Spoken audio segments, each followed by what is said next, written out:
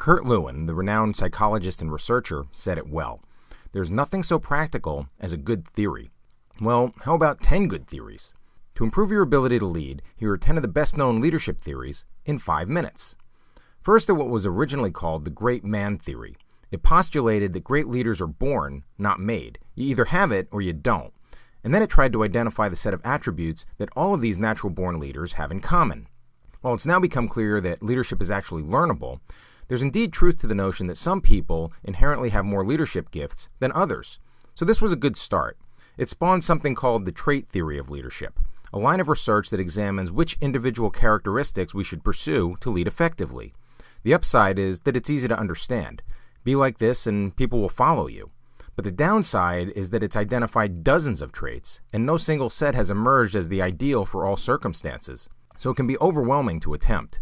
Somewhat related is the skills theory of leadership.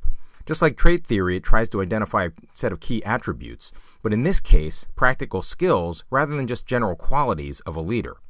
The bottom line on this one is, if you want people to follow you, you need technical skills in your field. That is, you need to be good at what you're doing so you have some credibility.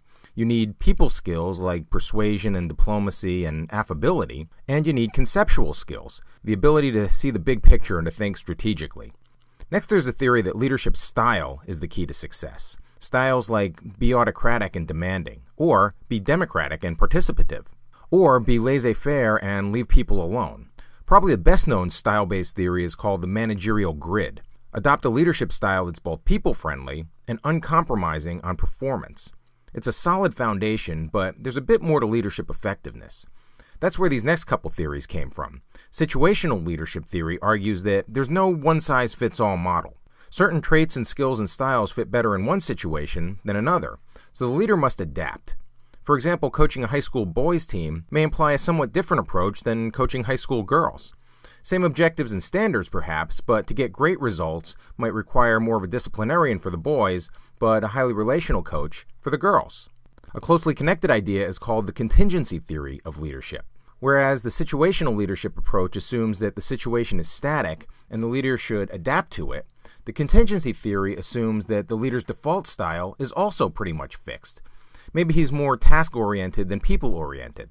So the trick is to fit the right leader to the situation. Bottom line, effective leadership is contingent on matching the leader's style to the setting. In the coaching example, it would mean to find and install the right coach, rather than hoping the current coach will adapt his or her style to the situation. Transactional leadership and transformational leadership are two theories that we can consider together. As the term implies, transactional leadership means that there's a reciprocity of behavior between the leader and the follower. People will follow based on the incentives in place. So the leader's job is to find the right mix of rewards and punishments, and then closely monitor what's going on.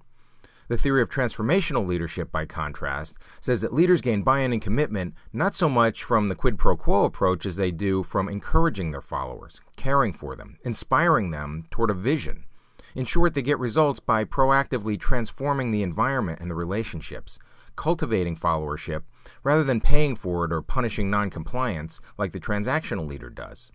Leader-member exchange theory is a bit like transactional theory because it suggests that leadership is basically about a fair exchange between the leader and the led. But it goes further to say that the exchange creates an in-group and an out-group with respect to the leader.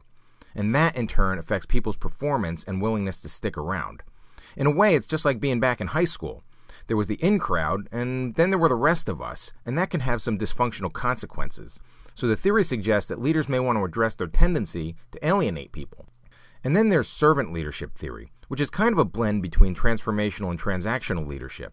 Boiled down to its essentials, it says that if a leader makes a priority of identifying and meeting followers' needs, serving rather than being served, that leader creates an environment of trust and cooperation and reciprocal service, and ultimately, higher performance. It's been popularized in recent decades by many researchers, but it goes back a lot further than that.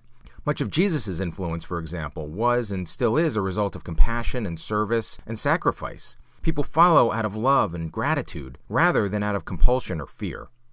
Alright, that's 10 of the major theories in leadership, and there are important truths in each.